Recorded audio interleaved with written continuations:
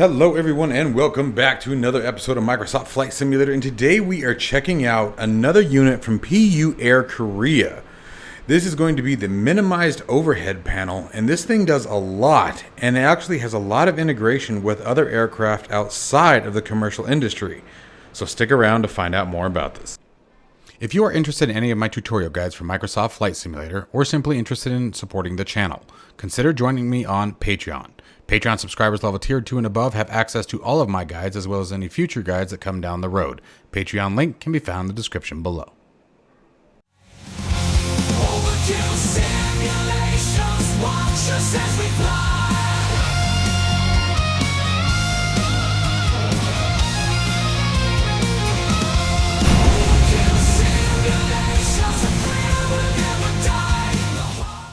Alright you guys, so here it is. This is the minimized overhead panel from PU Air Korea.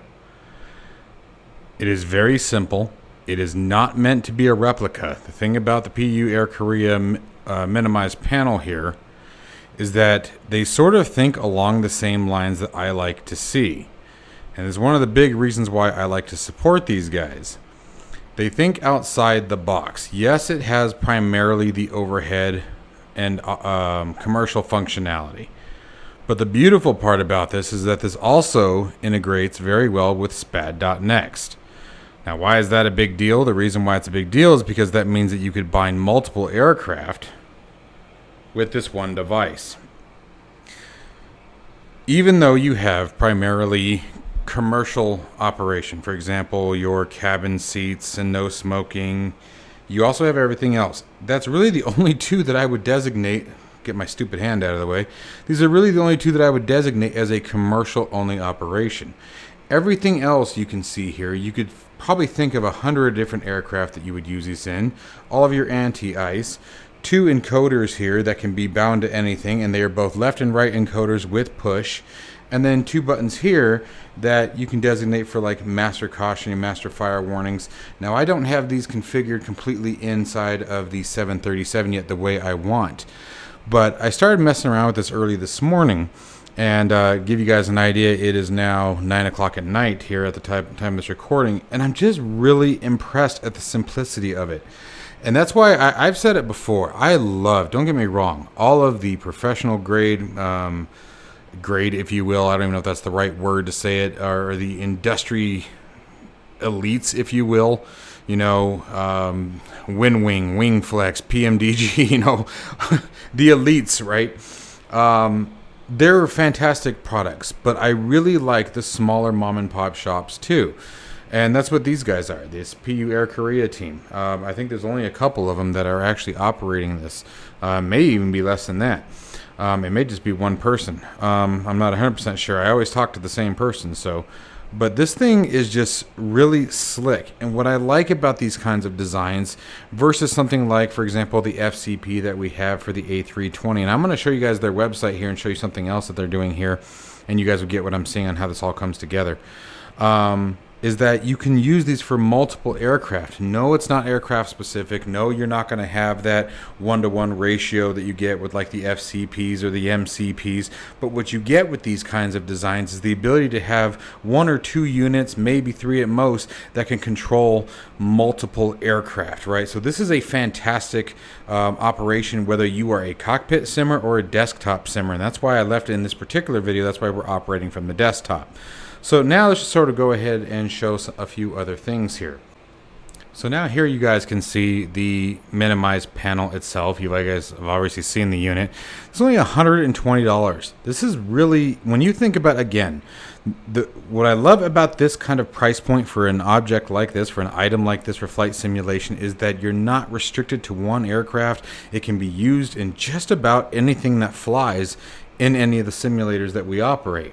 Okay, but the image I wanted to show you guys is another add-on unit that comes with it. Okay, so this is the minimized overhead that we were talking about. But this, for example, is a panel. Oh, wrong one. Sorry. This is a panel that can go with it. You can see it. This is their autopilot panel, which hopefully we'll be seeing at a later date here. and you guys will get to see more of this operation. But this is another perfect example of how the two combined, you can control all of your primary functions on just about any aircraft you want. So take any commercial aircraft and think about what might be missing from here. There might be a couple, but there's your course knobs, flight directors, your approach modes, your different autopilot modes, even your yaw damper for like your turboprops and smaller business jets. Obviously your altitude, vertical speed, your flight or climb and descent control options, your VNAVs, your course. I think the only thing that I didn't see, and I probably just missed it, oh no, there it is, was the heading knob. We started with the heading knob. So now you take that whole unit and bring it together, and this is a complete, for most things outside of the startup procedure, you would have just about everything. Okay, so the other really great thing is, like I mentioned before, this is, they have teamed up with SPAD.next, which means that there's already some profiles to other aircraft. As you guys probably know from watching my channel for any length of time, I'm a big SPAD.next user. I am a proponent of the software, and yes, I acknowledge that there are one or two people on their team where their customer service skills are extremely lacking, and they need an attitude adjustment. I have no problem saying that here in the video, but with even that, I do believe that their software is the best at what it does, and unfortunately, I think they know that too, and that's why they can get away with talking to people the way they do. But putting that aside for a second, and if they hear this, great. Hopefully they'll learn something and maybe adjust some customer service skills.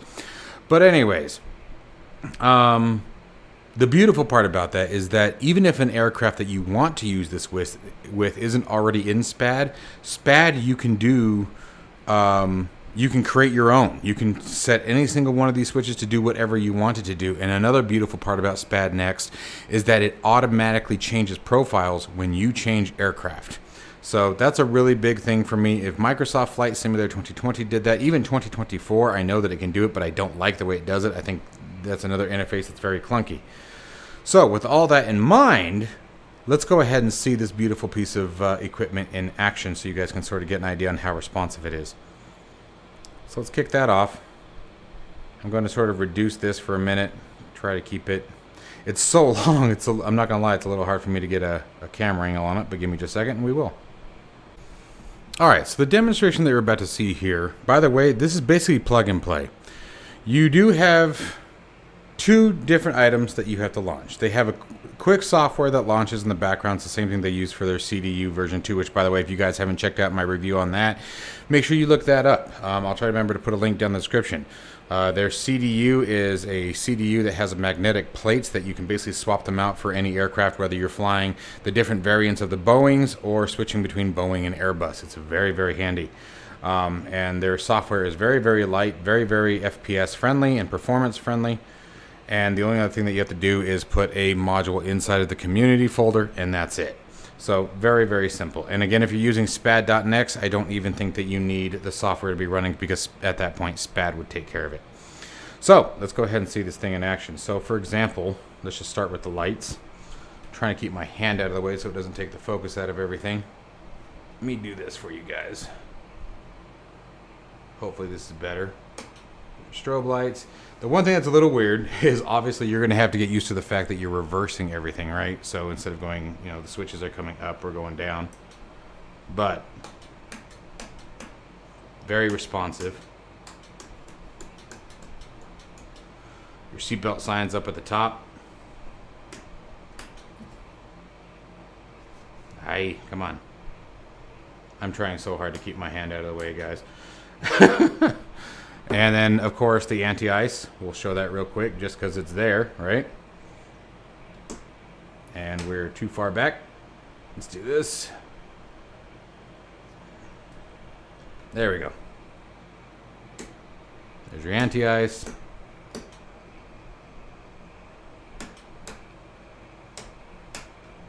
Now, at the moment, these are configured for the... I don't think any of my control bindings are going to be set. I just did a reformat over the weekend, so I thought I had an issue with the computer. It turns out I was wrong. But right now, these are set to your range knobs and your display configuration, your nav display settings, which is totally fine. But again, you can customize all of this stuff. Makes it very, very simple. Very, very nice utility, you guys. Very, very well built. Now, speaking to mounting for a second. Mounting is something that the developer intentionally left out. And I am okay with this. I can see why developers would leave mounting options out. Mounting is one of those things that I think is hit or miss. It's one of those either you hit it or you miss it for a whole bunch of people. I actually struggle a lot with mounting options when it comes to different developers with the different setups that I have.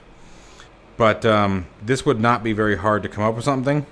And I actually like it more on the idea. For me, I like this more for flying on the desktop. I intend to do that, and I intend to hopefully get to check out their autopilot panel, and I would definitely be a desk pilot with these. I think that I would like that a lot. It would make things very, very convenient. So with that in mind, there isn't really a whole lot more to discuss about this other than what I have shown you guys. So let's do a real quick highlight and recap. Very, very plug and play. Has a single connector. Does have a power switch on the back of it. It's right here. Just a little toggle switch. Turns it on and off. Okay. And you bring it back on. Okay. Perfect. One application that runs. One file that needs to go in the community folder, and that's if you just want to use their configuration. Their configuration currently supports most of the Airbus series of aircraft. That's the Phoenix A320, the fly-by-wire A320, the AnyBuilds A330, I believe it was, and then a couple of aircraft. And they currently also have the PMDG 737, and I believe it was also the PMDG 777, but don't quote me. I may have to go back there. Oh, what did I touch? I touched something. That was my fault. I made it mad. SPAD.next currently has a bunch of other aircraft that are supported. Please keep in mind that this also supports natively most general aviation aircraft. So again, I can't stress enough. Yes, I showcased it in a commercial aircraft, but it is not restricted to commercial. This is not a commercial specific unit, nor will be the autopilot panel as you guys saw based on the configuration that it has. So this will be a really awesome unit to have, especially I think the two units together are going to complement it the best. But if you're looking for a really good light panel with a few other options that are convenient, this is a great way to start. I love these guys at PU Air Korea. I think they're doing a fantastic job. They're thinking outside the box, and sort of like I was talking about with their CDU unit, they are thinking more along the lines of one unit that can do it all. And that's exactly the kind of hardware that I would like to see more of. The dedicated hardware that we have out there is really cool. It's really awesome stuff. But for people who don't have either the space for multiple different configurations, or maybe you don't want to constantly be swapping hardware in and out from Boeing to Airbus, from Airbus to general aviation, from general aviation to helicopters, whatever, this is a great resolution to a lot of those problems. This is a fantastic light panel is what I would consider this. This is what I think of when I look at it. Yes, it has the anti-ice. But at the same token, because of the way it is natured and designed, and especially the integration that we've talked about once again with SPAD.next, you have the ability to use this for essentially anything you want.